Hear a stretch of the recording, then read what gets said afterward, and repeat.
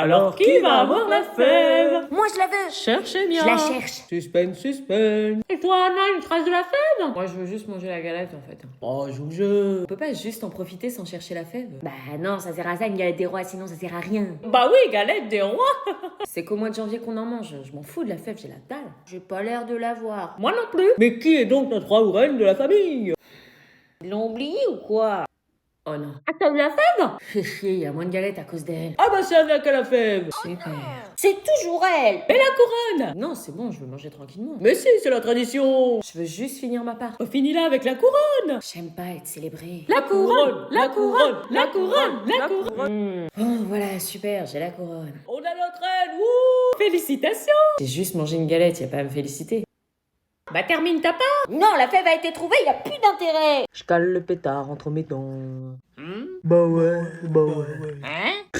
Charles Abeka, de. Qu'est-ce qu'ils me font là? Je fume la beuh. Quelle mouche les a piqués? Je m'en bats les couilles si c'est dangereux, sa mère. Je vois que des barreaux en fer. Mais ils vont pas bien? La bécane crie et je sors de l'enfer. Arrêtez ce son, il est gaze. C'est toi qui es gaze. Il est trop loin ce son musicalement, c'est normal que t'aimes pas. Plus je l'écoute, plus il m'ambiance. Faites votre exercice dans le silence.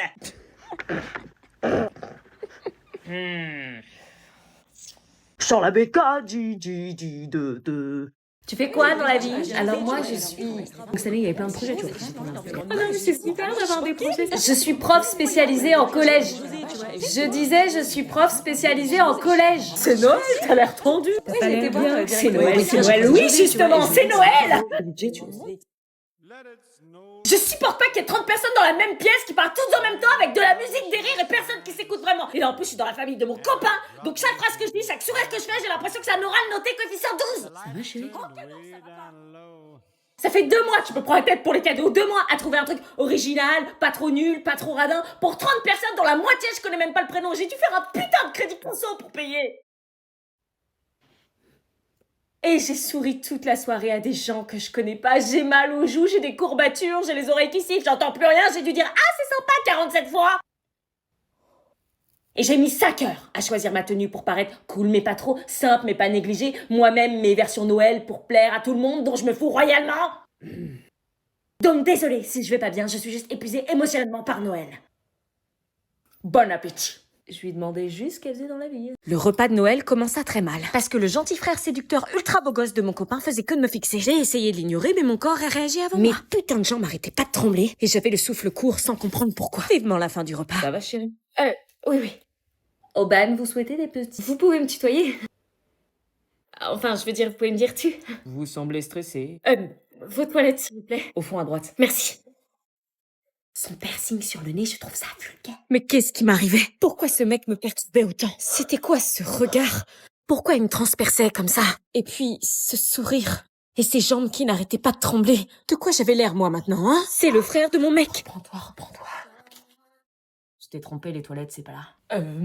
Qu'est-ce qui la différencie des autres que tu nous ramènes chaque Noël? Aubane, c'est la perle rare. C'est donc toi, la copine de mon frère? Ouais.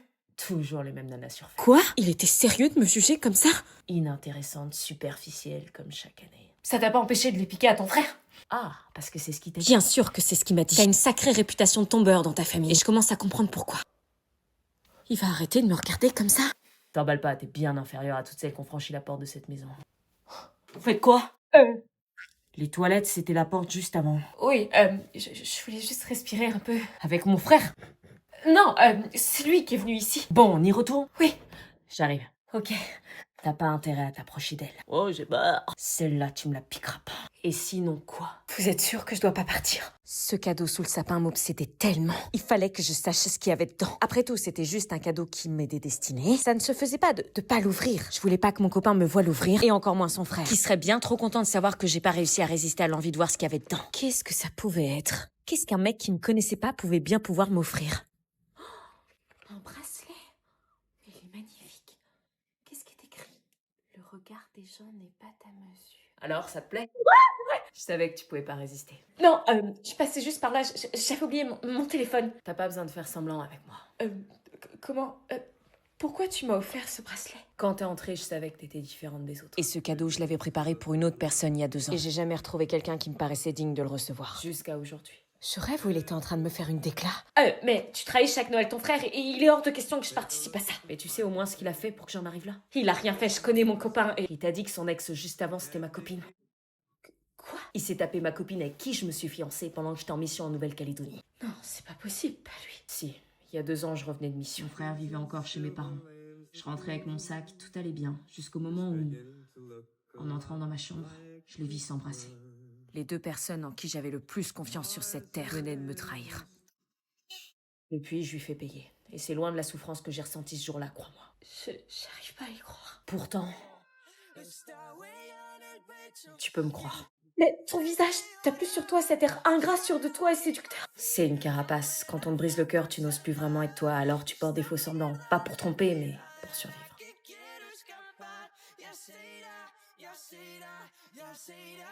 C'est Noël et à Noël, on ouvre un peu plus son cœur.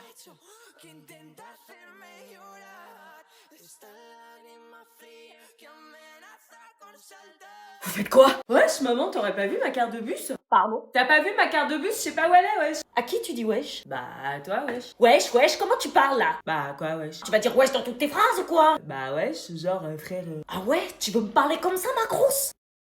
Tu viens du Tiekar? Ça parle là ou pas, frérot? Ça le fait quand je parle comme as?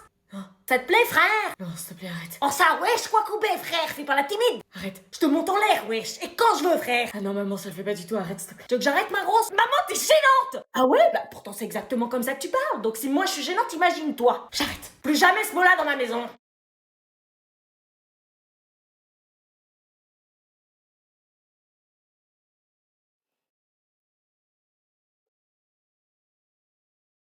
On va pas se regarder dans le blanc des yeux toute l'heure. Ah non, vaut mieux pas, non. Bon, on attend encore 5 minutes pour voir si d'autres élèves arrivent. Ah, ils vont pas venir, il est 9h. Vraiment personne.